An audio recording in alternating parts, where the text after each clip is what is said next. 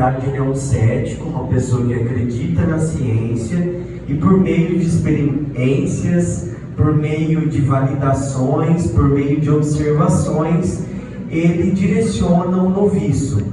Ele seria como se fosse um professor tentando orientar o seu aluno em relação a um trabalho de pesquisa. Então ele tenta questionar o aluno, mas ele já sabe a resposta. Muitas vezes a gente faz isso na aula. A gente joga a pergunta para o aluno, faz o aluno desenvolver um pensamento crítico, mas na realidade o professor às vezes já sabe a resposta. E esse filme tem tudo a ver com essa disciplina, porque a psicologia ela busca gerar um pensamento crítico, reflexivo sobre o comportamento humano. Então esse filme ele vem trazer várias reflexões de como a gente pode olhar para o comportamento humano sem julgar e saber separar o que é meu e o que é do outro. O monge, por mais que ele tinha a sua religião, ele conseguia separar. Dentro do processo de investigação, ele conseguia separar o que era dele em relação à religião e o objetivo que ele tinha ali naquele mosteiro. E que muitas vezes dentro da psicologia pode acontecer as interferências do senso comum, do conhecimento popular, e que isso não pode afetar dentro das relações terapêuticas, dentro de uma pesquisa científica. Então a reflexão que eu gostaria que vocês trouxessem é o nome da rosa comparando com o momento pandêmico que a gente viveu. O momento pandêmico que a gente viveu é muito parecido com esse momento, onde a ciência não era validada, a ciência passou a ser algo em segundo, terceiro plano, informações de todos os níveis, informação falsa, informação distorcida da realidade, e tudo isso já acontecia há muitos anos atrás. A gente teve a peste negra, a gente teve a gripe espanhola, a gente teve vários momentos pandêmicos já na existência, e sempre houve essa disseminação do não conhecimento dentro desses problemas que geravam óbito. Então esse filme ele traz uma reflexão sobre o contexto passado e sobre o atual. O quanto a gente precisa ainda acreditar na ciência. A ciência é o caminho para a gente validar uma hipótese, aquilo que a gente acha, aquilo que a gente tem de dúvida. Então, nada mais é o filme o tempo todo ele tentando direcionar o noviço para um olhar diferente. E essa disciplina é isso. Eu, Thiago, tento o tempo todo trazer um olhar diferente para o comportamento humano. Um olhar diferente do senso comum, do popular, do que todo mundo acha, do que todo mundo vê. Então, a análise do comportamento, ela vai gerar várias reflexões de não julgamento sobre o comportamento humano, mas sim do porquê que esse comportamento se mantém, do porquê que esse comportamento existe. Então esse filme, para mim, ele é muito rico. Tem gente que fala assim, Thiago, tem que assistir várias vezes para entender. Primeiro, por que os óbitos aconteciam? Ao acessar os livros, folhear os livros, eles estavam todos envenenados. E aí, automaticamente, as pessoas vinham a óbito. Então, quer dizer, ao acessar o conhecimento, as pessoas vieram a óbito. Então, por isso que todos tinham manchas, de veneno nos dedos. Por quê? Ao folhear, era uma prática comum, folhear os livros, passando o dedo na boca. Isso tem muita gente que ainda faz hoje. A pessoa vinha a óbito posteriormente. Então, ele correlacionou vários eventos acontecendo simultaneamente. Não era demônio, não era um ser sobrenatural. Eram as próprias pessoas do mosteiro tentando controlar o acesso de de outras pessoas sobre o livro de filosofia. A filosofia, para a igreja, era algo que gerava medo. Por quê? Tinha muitas reflexões que eles não gostariam que a população tivesse acesso. Até porque reflexão, pensamento crítico pode trazer um afastamento da religião, né? Então, é mais fácil manipular, é mais fácil manter isso ocultado, né? Dentro ali de uma torre, guardado, do que ser disseminado. Então o filme traz também o controle do conhecimento, né? O quanto isso também ainda existe hoje. E o quanto controlava a população. Vocês viram que tinha as vendas de indulgências? Sim. No comecinho do filme passa uma fileira de pessoas levando pato, levando carne, levando legumes para trocar por um pedacinho no céu. Isso ainda é uma prática muito recente. Quem já foi em Minas, em Ouro Preto? Minas, em Ouro Preto, se você for na igreja, os túmulos ficam embaixo da igreja, dentro da igreja. Por quê? Acreditava-se que ficar próximo, né, ali da igreja, né, conseguir um terreno, eu estaria próximo do divino, de Deus. E para conseguir ter um túmulo dentro da igreja, era muito caro. Era sítios, fazendas. Então a igreja tinha essa questão de fazer a troca. Tá, você vai ter esse pedacinho do céu, você vai ter esse ambiente aqui dentro de Ouro Preto, dentro da igreja, né, de Minas. Até hoje, né, se você ligar no canal, tem um canal da TV, eu não sei, mas vende vassoura que higieniza a casa, os espíritos, né? Oi? Caneta, sabão, enfim, ainda tem isso, né?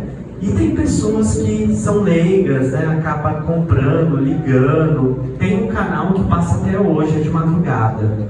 Passa a venda, né? É protestante, não é mais a igreja católica, é protestante, vendendo vassoura que higieniza o espaço, que tira as impurezas. Então é algo que a gente tem que pensar com um pensamento mais reflexivo, o quanto isso ainda é presente dentro da nossa cultura. E a punição. A punição é uma prática do período medieval que ainda se mantém até hoje, e eu sou totalmente contra a punição, porque quando eu falo da punição, ela gera outros comportamentos, a punição. Quando a gente fala na criança, por exemplo, punir uma criança, existem outras maneiras de ensinar uma criança. Mas a nossa cultura não permite ver de outra forma. Por quê? A punição ela é rápida e gera um comportamento de resposta muito rápido. A criança para naquele momento. Mas o cérebro da criança aprende a fazer de outra forma. Ah, minha mãe não deixou agora, eu vou tentar de outra forma. Então, quer dizer, ele cria um mecanismo para continuar fazendo aquilo, agora omitindo para o pai e para a mãe. Então, quer dizer, os métodos punitivos, eles não se mantêm, não mantêm comportamento, quer dizer, não mantêm a mudança. Então, aqui, né, trouxe a prática do suplício, né, tem um livro muito interessante, quem gosta de ler, de Michel Foucault, Vigiar e Punir.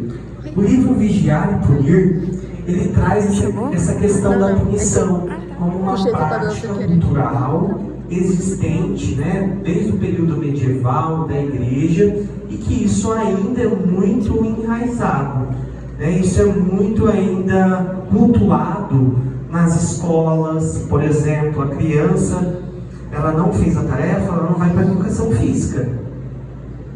A criança, ela fez birra hoje, a gente vai deixar ela sem intervalo. Isso é punição. E punição só gera afastamento. Faz sua criança não se vincular a você, faz você se distanciar de pessoas que você ama. Então, quer dizer, existem formas de fazer diferente. É que a gente aprendeu de uma forma e a gente simplesmente reproduz essa forma. Então, esse filme, não sei se vocês gostaram, eu sei que é um filme cansativo, né? Mas eu não posso deixar de passar ele, porque ele faz parte aí do curso, né, do olhar filosófico, do olhar científico. Acredito que quem já fez outra graduação, com certeza já assistiu esse filme em metodologia científica. É muito comum, né, passar esse filme dentro da disciplina de metodologia científica, porque ele fala de hipótese, de método, né, hipotético, aquilo que poderia, né, e aí ele vai trilhando um caminho, né, por meio de orientação, ele vai orientando o noviço. E existe aí essa questão da como a mulher era vista, né? A mulher era vista como um pecado, né? Naquele período. Então, quer dizer, se a mulher saía ali com o padre, o demônio estava nela e não no padre. Né? Vai tomar no cu. Porque o desejo era só dela. Então, olha como a mulher também era vista naquele período. É algo para a gente também refletir, né, o quanto a gente mudou, né, a gente está no mês das mulheres, né, o quanto a gente mudou em relação à visão da mulher, mas ainda é algo, né, que estava no passado e que se mantém até hoje. Os vestimentos da mulher é criticado, mas quando um homem vai lá no Oscar pelado, ele não é criticado. Mas quando uma mulher, né, coloca uma roupa um pouco mais curta, ela é criticada. Às vezes, quando ela é explicada, ela não tá mostrando, né? Sim.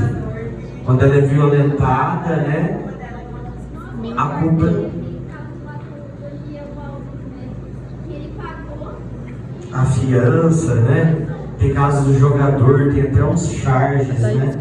Vendo a Copa do Mundo, né? O tanto de violência sexual que os jogadores têm cometido, né? São reflexões, turma. Então, o trabalho traga a sua visão, não a visão do colega, a sua visão sobre o filme, exemplos, coisas que talvez traga aí a pandemia, né, um momento onde a ciência não era validada, né, e hoje a gente só está aqui de novo, tá, se vendo presencialmente porque a ciência existe. A ciência é o caminho. Então a gente só está hoje aqui presente, um olhando para o outro, porque existe ciência, existe método, existe experiência, né? E vocês vão ver que essa disciplina experimental, ela traz esse olhar para os processos experimentais, né? Vocês vão ter o sniff, o ratinho, né? E vocês vão ver que é uma experiência.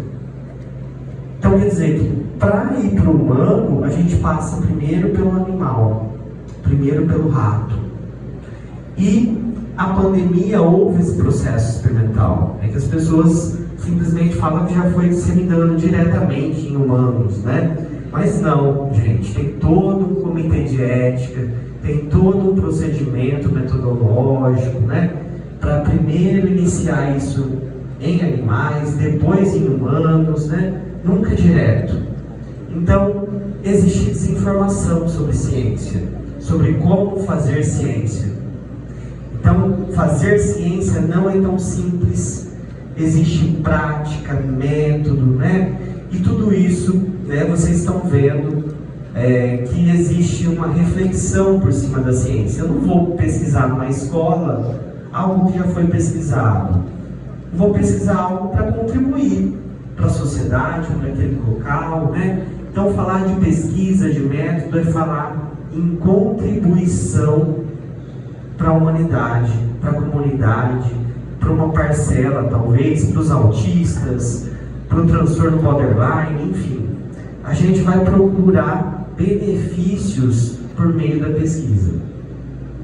Não sei se vocês gostaram do filme, mas esse é um filme que eu passo no primeiro semestre, né, para falar um pouquinho sobre esse olhar crítico, reflexivo, o quanto a gente não mudou e o quanto a gente ainda tem muitos comportamentos, só mudou o ambiente. mas ainda a gente comete muitas práticas que estão aqui nesse filme, né? Alguém tem algo a dizer? Alguém quer comentar? Pode falar.